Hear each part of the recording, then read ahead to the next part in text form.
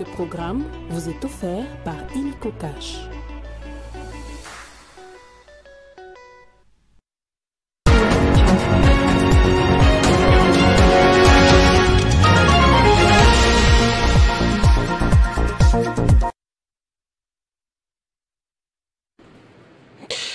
Situation sécuritaire au Nord Kivu, l'ennemi largue aveuglement des bombes sur les paisibles citoyens, dénonce l'armée loyaliste qui rassure la population sur le contrôle total de la localité de Ngungu.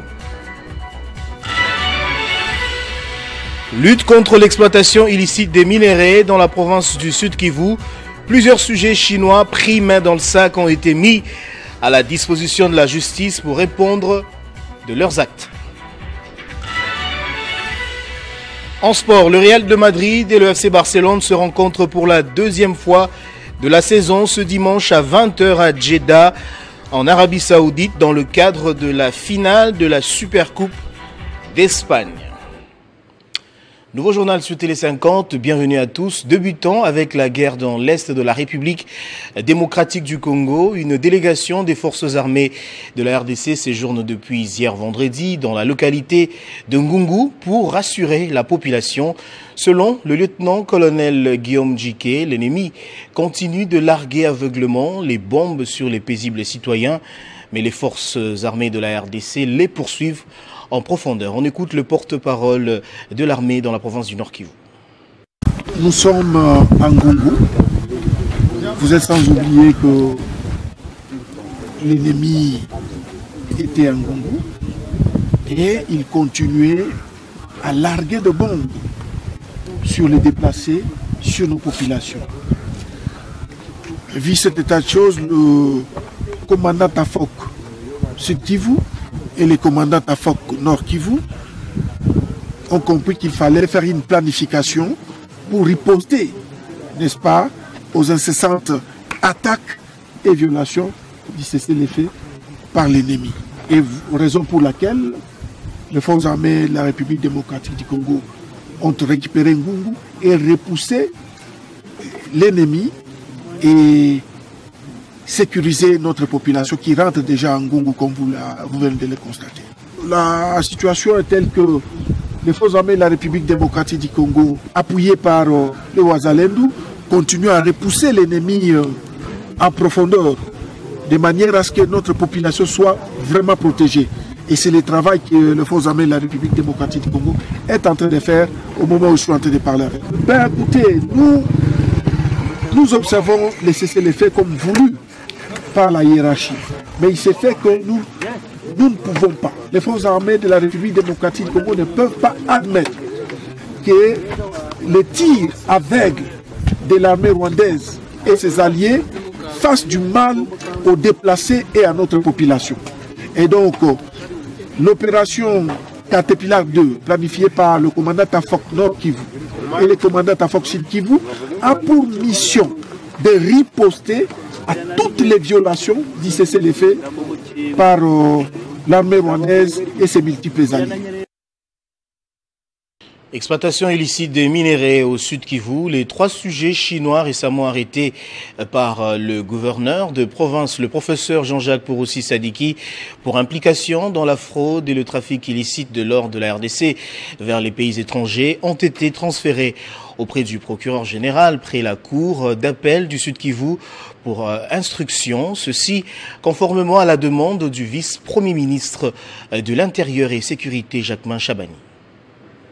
Les 10 lingots d'or saisis auprès de ces 3 sujets chinois impliqués dans l'exploitation illicite des minéraux ont été consignés au Centre d'expertise, d'évaluation et de certification des substances minérales précieuses et semi-précieuses, CSC en sigle. Quant à la somme de 400 000 $ américains en liquide, cette somme est logée à la Banque centrale du Congo et les sujets chinois mis à la disposition du procureur près la cour d'appel du Sud Kivu pour instruction. Ceci conformément aux instructions du vice-premier ministre de l'Intérieur et Sécurité, Jacquemain Chabani. L'annonce est du porte-parole du gouvernement provincial du Sud Kivu, Maître Didier Kabi. Il se constate que depuis 2020, ces entreprises opèrent sans respect aucun à la réglementation minière en vigueur au pays. Entre autres, parmi les griefs constatés, on peut retenir la problématique liée à la responsabilité sociétale des entreprises qui n'est pas de mise dans leur modus operandi. Aucun cahier de charge avec les communautés locales, aucune étude d'impact environnemental et social assortie du plan de gestion environnementale et sociale, aucune possibilité d'accéder aux données liées aux statistiques de minerais produits tellement ces entreprises se cachent derrière de permis de recherche octroyés par le niveau central. Le porte-parole du gouvernement provincial a aussi dénoncé le non-respect de la réglementation minière par ces entreprises chinoises, car, dit-il, la population n'en tire pas bénéfice. Le minerai du site Kivu doivent bénéficier aux fils et filles de sa province d'autre part. Toute société qui souhaite investir au site Kivu doit se conformer au paiement des revenus infranationaux, notamment la dotation pour contribution au projet de développement communautaire, la redevance minière et le respect des cahiers de charges.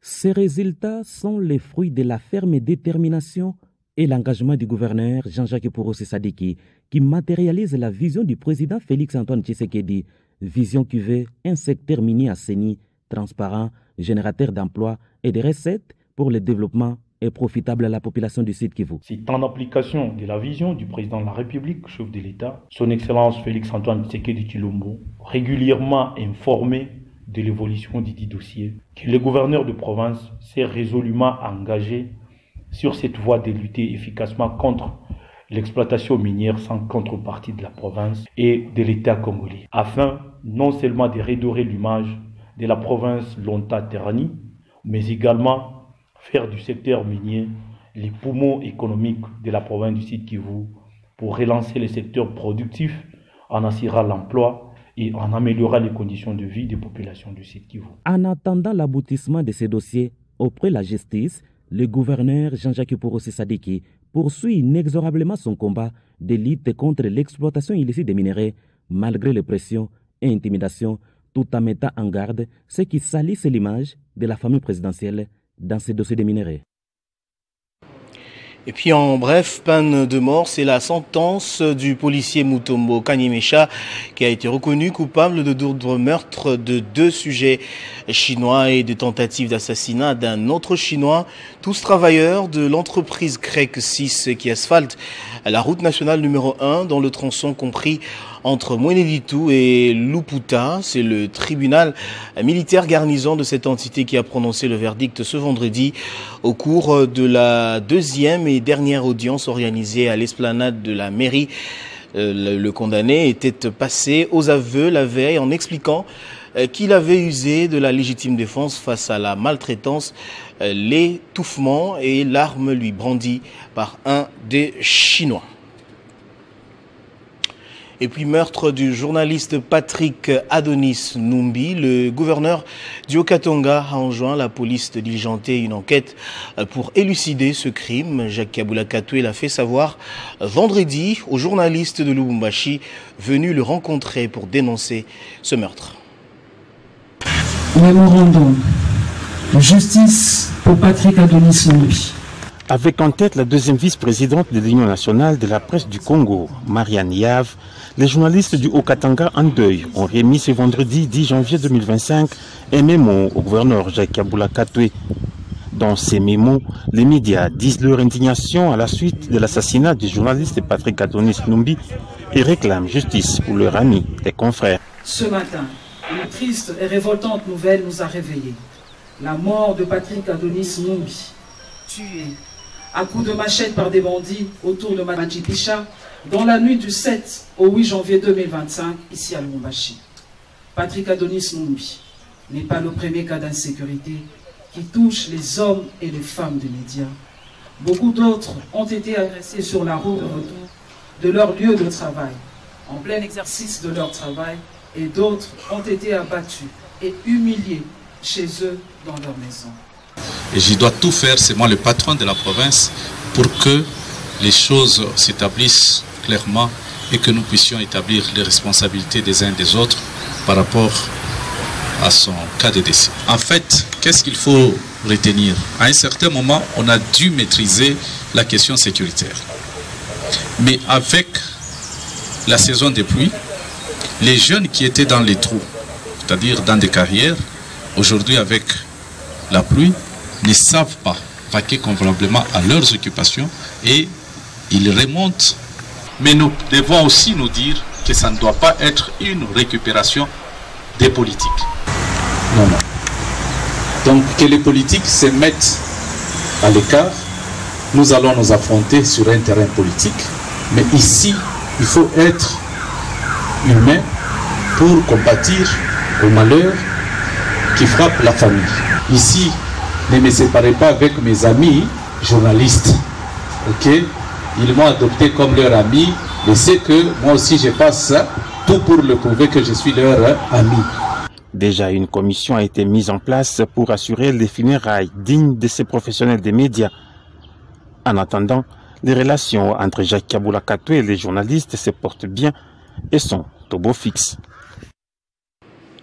Et puis, gestion de la ville de Kinshasa, le gouverneur Daniel Bumba sollicite l'expertise de Jules Alinguete. Une commission et des sous-commissions de l'inspection générale des finances vont s'installer pendant un mois à l'hôtel de ville pour accompagner le gouvernement provincial et les services administratifs et financiers. L'annonce a été faite par le directeur de cabinet du gouverneur Israël Moutala.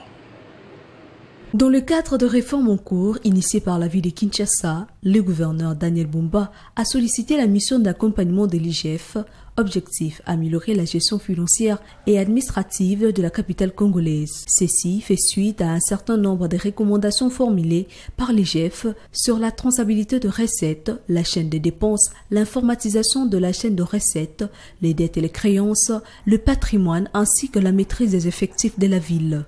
À la demande du gouverneur Daniel Bumba et sur instruction de Jules Alinguete, inspecteur général de l'IGF, une commission et des sous-commissions de l'IGF vont s'installer pendant un mois à l'hôtel des villes pour accompagner le gouvernement provincial et les services administratifs et financiers. Sur instruction de son Excellence Monsieur le gouverneur, aussi sur instruction après une réunion avec l'inspecteur chef de service de l'IGF, il a été convenu que nous mettions en place une commission pour qu'elle vide toutes les recommandations faites par l'IGF. Donc aujourd'hui, c'était la première réunion qui a commencé. Nous allons revoir un certain nombre de contrats qui ne sont pas à l'avantage de la ville pour essayer de les restructurer, de les recadrer, d'élaguer les faiblesses qui les contiennent afin de permettre à la ville d'avoir une trésorerie plus robuste, d'avoir des contrats plus sains. Une révision de certains contrats conclus précédemment seront revus, mais ce ne sera pas une chasse aux sorcières, a tenu à préciser Israël Moutala, le directeur de cabinet du gouverneur. Encore une fois, nous précisons envers le secteur privé et tous les partenaires de la ville qu'il ne s'agit pas d'une chasse aux sorcières, qu'il ne s'agit pas de faire table rase, mais justement d'élaguer certaines faiblesses que nous avons constatées dans les contrats jadis signés. La réunion a connu la participation de quelques membres du mouvement Bumba, le partenaire de l'hôtel de ville de Kinshasa et la délégation de l'IGF conduite par l'inspecteur général de finances, M. Miyakoudi Tomakula Miyax. Poursuivons ce journal pendant ce temps. Après avoir honoré le directeur général Freddy Mwamba Kanikou, le centre d'expertise, évaluation et de certification des substances minérales est toujours au menu des surprises agréables du collectif des parlementaires debout de l'UDPS. Ce mercredi, c'était le tour du directeur général adjoint Godel Kinyoka d'être honoré par le même collectif qui lui a décerné un diplôme de mérite et d'excellence. Cette cérémonie a eu lieu dans son bureau de travail. Le DGA du CEC, Godel Kinyoka, qui a reçu une délégation du collectif des parlementaires debout de l'UDPS, conduite par le président Moïse Tshisanda, venu l'honorer pour sa conformité à la vision du chef de l'État Félix-Antoine Tshisekedi. Un honneur qui intervient après celui du directeur général Freddy Mwamba Kanikou, qui dans ses réalisations est également dans la droite ligne de la vision du chef de l'État. Prenant la parole, le chef de la délégation a félicité le DGA du CEC pour ses efforts au sein de l'actuelle équipe de gestion pour assainir le secteur ainsi que ses nombreuses autres réalisations avant sa nomination par ordonnance présidentielle à ce poste. La reconnaissance du travail bien accompli est une marque de récompense souvent bien apprécieux qu'un salaire.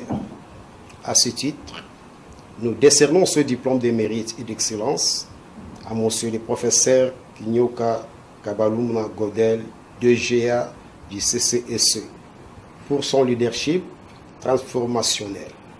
Nous vous décernons ce diplôme au nom de tous les parlementaires debout de l'IDPS Tshisekedi. Le premier du jour, le professeur Godel Kinyoka et DGA du CEC exprime ici sa gratitude et satisfaction due à la reconnaissance de son travail et remercie le président de la République pour la confiance en sa personne. Merci beaucoup au chef de l'État, son Excellence Félix Antoine Tshisekedi Tshilombo, pour la confiance qu'il a placée en ma modeste personne. Et enfin, merci sincèrement à tous les parlementaires debout, tous les collectifs, les camarades de l'UDPS, avec qui nous sommes camarades et frères. Et quand ça vient des camarades de l'UDPS, c'est ça qui fait ma joie, de voir qu'effectivement, les œuvres sont en train de parler. La cérémonie s'est clôturée par une photo de famille. Et puis, c'est ouvert vendredi, la session de formation sur le renforcement de capacité des délégués syndicaux nationaux pour l'édition 2023-2026.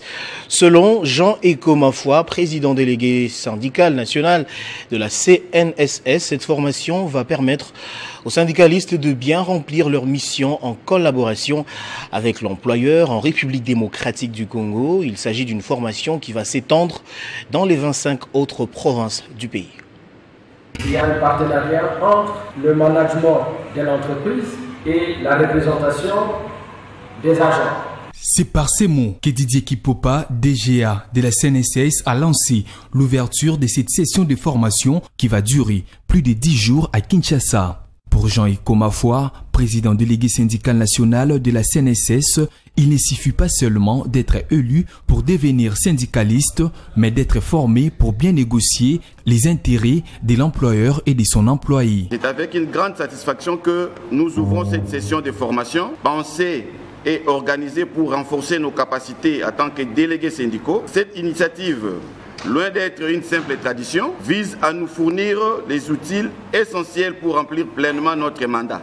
Invité à la cérémonie de l'ouverture, Fidèle Kiangi, président de l'intersyndicale nationale de l'administration publique, a appelé les délégués syndicaux à s'approprier du cadre légal qui les permettront à bien discuter avec l'employeur dans l'exercice de leur mission. Les délégués syndicaux de la CNSS élus depuis 2023, au mois de juillet, sont là maintenant pour apprendre comment ils doivent faire leur travail,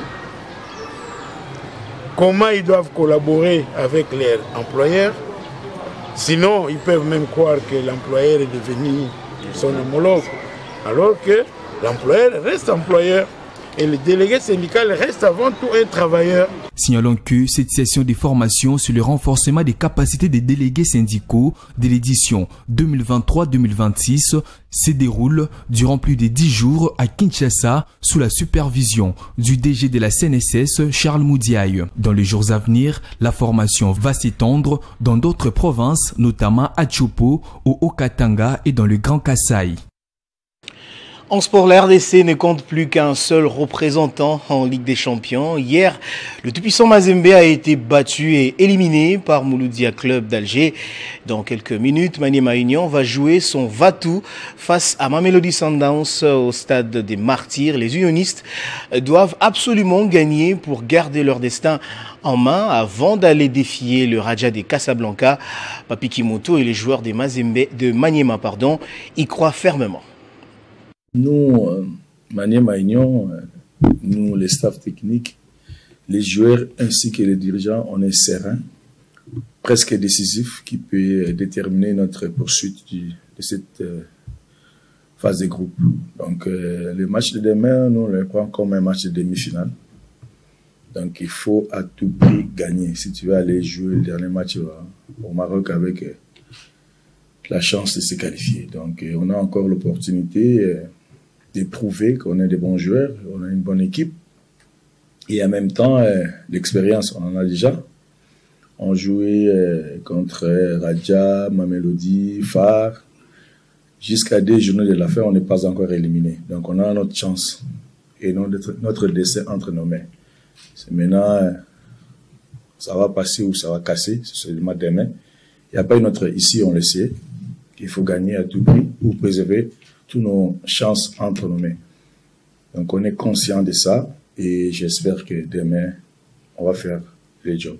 Bien sûr que c'est un match important. La compétition est dans les derniers étages, dans les 2 derniers matchs. Donc ça fait que tous les matchs et tous les points sont des points importants. Bien sûr qu'à nous, c'est important de revenir sur le bon chemin. C'est important, bien sûr, de faire un résultat important demain qui nous permettre d'arriver en Afrique du Sud au dernier match et faire le boulot, que c'est naturellement la qualification. Donc, à nous, le plus important, c'est vraiment d'affronter ce match avec toute l'intensité, toute la volonté, tout le caractère, la qualité aussi, parce qu'on est vraiment connaisseur de toutes les qualités, la façon de jouer et d'affronter les matchs de Maniema, Union. Et puis pour terminer en bref, 2 mois et demi après l'humiliation subie à domicile face au FC Barcelone, 4-0 en Ligue 20h. On va prendre les rappels des titres à présent. Situation sécuritaire au Nord Kivu, l'ennemi largue aveuglement des bombes sur les paisibles citoyens, dénonce l'armée qui rassure la population sur le contrôle total de la localité de Ngungu. Lutte contre l'exploitation illicite des minéraux dans la province du Sud Kivu. Plusieurs sujets chinois pris main dans le sac ont été mis à la disposition de la justice pour répondre de leurs actes. En sport, le Real de Madrid et le FC Barcelone se rencontrent pour la 2e fois de la saison ce dimanche à 20h à Jeddah en Arabie Saoudite dans le cadre de la finale de la Supercoupe d'Espagne. Voilà qui boucle complètement ce journal, mesdames et messieurs. Je vous remercie de l'avoir suivi.